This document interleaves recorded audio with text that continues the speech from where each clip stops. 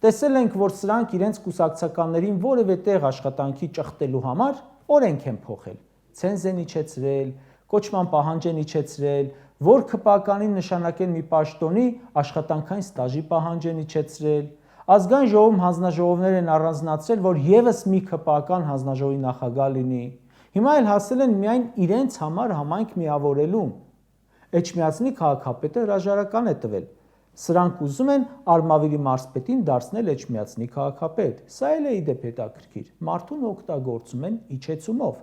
Մարզպետից բերում սարքում են այդ մարզի քաղաքներից մեկի քաղաքապետ, բայց դա հեչ, իրենց գործն է։ Ինքս ՔՊԱԿ պաշտոնյաներին հավաբնի կառավարիչ էլ չէի վստահի։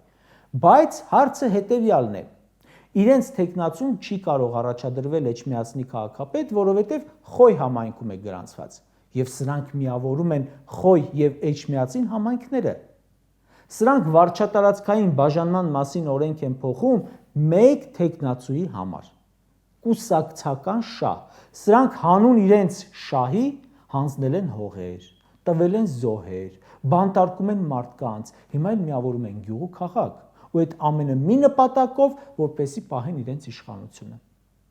Իշխանությունը պահում են արդեն 8 տարի, 8-րդ տարվա մեջ ենք,